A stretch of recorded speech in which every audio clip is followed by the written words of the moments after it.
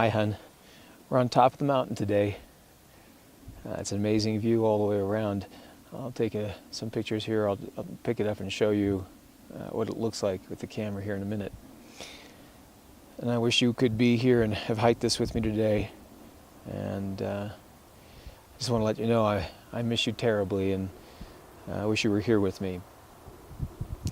But I also am very proud that you have moved out of our state here, and who would have forcibly had you vaccinate my grandchildren. Thank you for not allowing mercury, aluminum, formaldehyde, aborted fetal material, and viral DNA, and etc. be injected into the people that I love. So you're my hero, and that's because you have courage to pick up and move and leave everything, family and friends, in order to protect them. Thank you. So I miss you all. So sweetheart, today I'd like to introduce you to the idea of living physical laws. These are natural observations that govern life, health, and healing. These laws are principally unknown, even with the best of alternative healers today, and they are entirely unrecognized within our mainstream medicine. So you'll notice it gets kind of windy here and blustery. I'll just ask you to kind of, hang out with me in that when it comes up. Hopefully it's not distorting the sound too bad. First though, I would like to do my best to explain to you what a living physical law is not. This is in order to protect you from the disasters of believing today's medical and natural healing propagandas. Medicine and most forms of alternative medicine that are practiced are based on eliminating or handling theoretical causes. And their treatments are sold to us by convincing us about the medicinal mechanisms of action to address those theoretical causes. These theories and their mechanisms of action look like the TV ads which state blatantly but absurdly how chronic depression is caused by a person having a chemical imbalance in their brain. We can never ask that commercial, of course, what caused the imbalance to happen in the first place, which I'd like to know, because I would consider what happened in the first place to cause that chemical imbalance the cause. We're just asking here, right? So, believe it or not, because of advertising, that's the accepted but blatantly absurd theory of the present day. And the mechanism of action for some of the medication used would be an expensive drug you constantly have to take in order to replace or fix that chemical imbalance. Some of those are called SSRIs, or selective serotonin reuptake inhibitors. These drugs are used as naively and mechanically as if they were just gas to put into your car to keep it going. So you put this chemical in your brain and it keeps you going, keeps the depression away or at bay or knocked down or whatever you want to consider it, so you can keep going. The problem is that all emotions are chemical responses throughout your entire body. Saying you have a chemical imbalance when you suffer depression is basically saying you have depression because you have depression. It's part of the depression, it's not the cause. So it's kind of like saying, an elephant, you got here in the picture and you take away the tail or you take away the trunk, and now you no longer have the elephant? No, you just took away part of it. You didn't take away all of it. You didn't address what caused it. You didn't do anything but take the tail away. And the rest is going to bite you at some point. You still got the elephant there. So another ludicrous part of this is changing our brain chemistry without understanding those consequences. Other feelings are also changed with the SSRI drugs or any antidepressant. Feelings which prevent an adult from murdering are changed. Prozac was actually found to release that inhibition right from the very beginning. I remember it having lawsuits against them over 30 years ago when I was young. Antidepressants, when used in children, are now found to cause suicide. I mean, how can they not understand how these same feelings in a person who does not feel they have power outside themselves will express, like a child? They're a child. They're focused on themselves. That's where that kind of response is going to go, instead of an adult who's focused outwardly. And God forbid the person who is in between an adult and a child. At that delicate transition, the tendency is to do both murder and suicide. Why does our world seem to resist the obvious conclusions? I'll just never get it sometimes. Yes, our natural remedies are incredibly safer. And there is no legitimate healing, health, without safety first. But many natural remedies are also sold to us, mimicking the same theoretical absurdity and with the same singular mechanisms of action to fix those theoretical causes. Did you follow that? It's not too much different. Safer, but not much different. We have things like mangosteen, green tea, cacao, or many other substances addressing the new theory of free radicals attacking us. Antioxidants are the mechanisms of action sold to us as a solution to the theory of free radicals.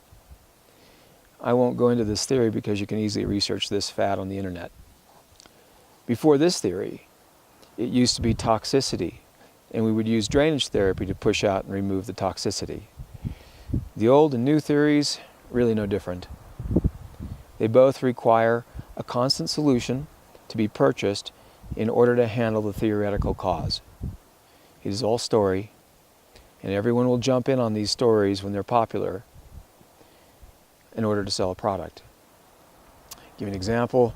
Now coffee is being touted ridiculously as an antioxidant marketed as a health food. Since when was anything addictive healthy? And it certainly would never be healthy for the addict. Use blueberries instead for your antioxidants if you need to be, to believe this theory.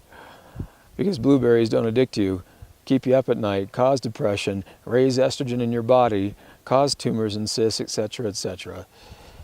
And yes, the mangosteen juice, green tea, or cacao nibs would be immensely safer to try than a selective serotonin reuptake inhibitor by far in most circumstances, or a great majority of circumstances. But neither itself is really a solution for an individual's health condition, least of all, depression. I beg you never to buy into an expensive commercial or a friend enrolled in a multi-level marketing or a doctor who is a specialist in their field. You need to trust how you feel, not what you're convinced to think. The scariest part of this for me now, though, is to know that these sales pitches will be presented to you when you're at your most vulnerable moments, when you're at your wit's end and you don't know what to do, when you're in pain. They will prey or play on your fear. Fear is how people are addicted to substances, and that is not healing. As your dad, I desperately want and I need you to understand these sales pitches are definitely not to be trusted. You are a living individual being, not a generalized diseased condition where you can place a one-size-fits-all drug or product to fix you. If someone ever tries to convince you that you are depressed because you have a chemical imbalance in your brain, just run for your life. If they try to convince you to drink this healthy but expensive multi-level marketed juice, well, try it if you wish to discover for yourself, but don't expect it to ever be a final solution for your health issue, and certainly not for depression. In fact, they both have the probability of becoming part of the cause with their prolonged use. So I wish to introduce you to your law of natural healing. But first, what is a law? Here comes the wind. So a law is an extremely accurate statement describing an observed natural phenomenon which unfailingly predicts the outcomes. The only mistake in prediction comes when it is ignored. And very importantly, a law has no why. A law is just a description of what is, without any belief attached. Now that's science. As an example, in mechanical sciences, most people are familiar with Newton's third law of motion. For every action, there is an equal and opposite reaction. Short, concise, and always accurate in its predictions. Whatever action or energy is put into a system, you better account for all of it, or you will blow up or wear out your machine. Things like a cell phone blowing up in your pocket are a direct example of not accurately predicting where all the energy put into the system would go. Thank God we didn't get you that cell phone, huh? Now, I have a trick question for you. Can you tell me why for every action there is an equal and opposite reaction? You just take a second or two to think about that. Why?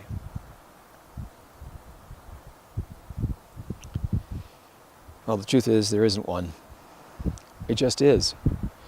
Again, a law is just a description of a natural, observable phenomenon. Nothing more, nothing less. Please excuse the voices that are up here with me today. There's some people that came up to the top of the mountain, I guess, with me or after me. By the way, your grandfather made it up here today as well. So,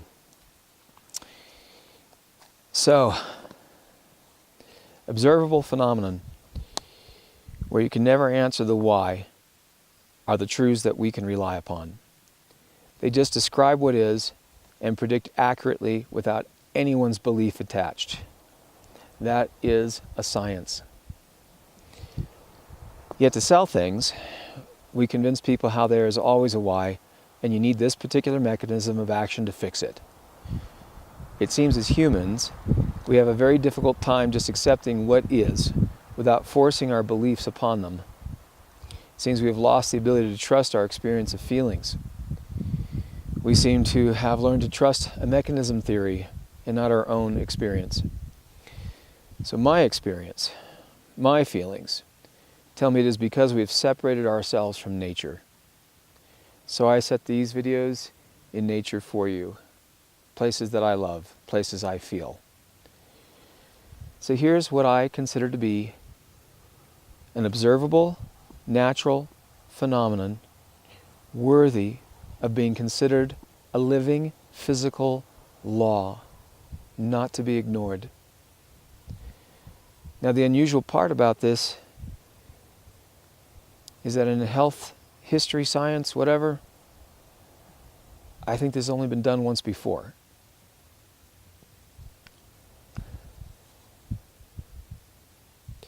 And so I dedicate this description to you.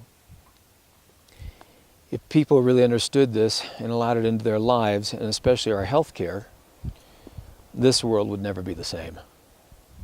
Your world, my grandchildren's world, would have a lot more hope for the future and a lot healthier future. So here's hoping. As life, I am a living community. As a living community, I only respond to what I feel is most immediately life-threatening. And this phenomenon is prevalent in all conditions living. Or to make it simple, as life, we only respond to what we feel is most immediately life-threatening. Now that statement's less accurate, but I like the version better. It's a lot easier. So, hon, just kind of look at that. It's pretty simple. It's not very profound. It just means basically a bear's coming at us. We're running from the bear, and we'll forget and leave the stove on, while it's still burning or something. It's just whatever's coming at us is what we respond to. One of the incredible predictions from this living physical law that I just dedicated to you is something I call remedies by harm. The knowledge about a remedy by harm is absolutely priceless and more of an education than you could receive in a healing school or a medical school. You don't need theory. You don't need mechanism of action. You just need to understand your own response and feelings. And many times you can heal yourself without any substance or remedy. Thinking about the whole depression thing, I wanted to give you kind of an example of why you wouldn't want to take a medicinal drug while you're going through some really hard times, really rough experiences. And probably the most brutal experience that I remember ever feeling was going through the divorce with your mom. And I had the two of you, and I had total fear about being a dad on my own, having you most of the time on my own. So I remember calling my friends every single day, several times a day the first year, but it took me 3 years to get through that, to where that pain wasn't living with me on an everyday basis. And I called friends every day. I hired a therapist to make sure I wouldn't bring that home with you, who eventually kicked me out of their office, saying I was, fine after the first year. So the point here, though, is that going through that pain, I came to the realization, because of how long it lasted, how much fear I had. I hadn't felt that kind of fear or that kind of pain since I was a child. But I realized that as a child, for quite a few years, I was severely depressed. And how I handled that as a child was to shut down completely. I remember sitting on the couch, watching TV all day long. I could hear in the apartment complex that we lived in, just right outside the door, kids, one I knew, just playing, having a great time, and just desperately wanting to get myself off that couch and go and play with them. But I didn't. I was afraid. I was depressed. I didn't want to face or deal with anything, and I just stayed still, watched TV all night, all day, or the other way around. And going through the divorce changed how I handled that. Instead of not facing the feelings, just shutting them off, going to TV, which was a drug for me, I called people I know and love, people that were there for me, people that I've been there for since. Learned to really be with those feelings, even though they're horrible. And what I got out of that is I got to be a much better father for you by allowing those feelings to be in myself and dealing with them. I also got to be a much better practitioner because of them. And I got to know myself and who I really am, and to like that a lot. And I wish that for you. So going on a drug, if I'd done that, would have been the same thing as the TV. I would have been stuck in a place of not feeling, never growing up, never facing those feelings, never knowing who I am. And I don't want that for you. I want you to know just how great you are, just how great your feelings are, and that they'll guide you, and that they're important not to ignore, not to not feel, to have, because they take care of you. So one other little story on that, just because I'm not sure where this will go in the video, is how I tried to deal with the pain the first night. So this is an example of we only respond to what we feel is most immediately life-threatening. So the first night, I was alone in the house without your mom, without you kids, was just brutal. And I grabbed a bottle of rum, and I tried to knock myself out with it and go to sleep. It didn't matter. I was taking shots, just straight shots. I didn't put in anything, didn't sit there and sip it. I was just drinking it, just burning. I didn't go to sleep. I didn't get drunk. I couldn't do anything with this. A huge bottle of rum too, and I'm a lightweight. I don't drink. So maybe once or twice a year with my buddies, but that's it. And just very little. And I'm gone. And that didn't touch it. And it didn't touch it. It didn't make me drunk. It didn't put me to sleep. I didn't even have any negative responses the next day, because I only respond to what I feel is most immediately life-threatening. And that fear and that pain would not let me go. My worry about you guys, my worry about being alone as a father. All right, enough of that. Let me go and show you something really neat. Okay, so hun, I told you I wanted to show you something really neat. And I know, this looks just like a tree. And it is a tree, a gnarled tree. But what's cool is this is a 1,500-year-old tree. Right there. If you'll notice, it is on a ridge. It's right in the center of a ridge. It barely has, you can see it's like roots are exposed on both sides of the ridge as things erode away, and it keeps sending its roots down further. The wind up here, as you can also hear right now, is blowing, and is pretty intense. This tree cannot move like a human being and go someplace more habitable. We're in the middle of a severe drought right now. It is, again, on one of the most incredibly difficult... Whoa, I'm moving all over here, I'm on the edge myself. So, it lives on the edge of one of the harshest environments there is. In the winter, there's snow. I've seen rain get frozen on the trees and just sit there and hang on it like huge, long icicles. So again, this tree doesn't have any medical drugs to get it through.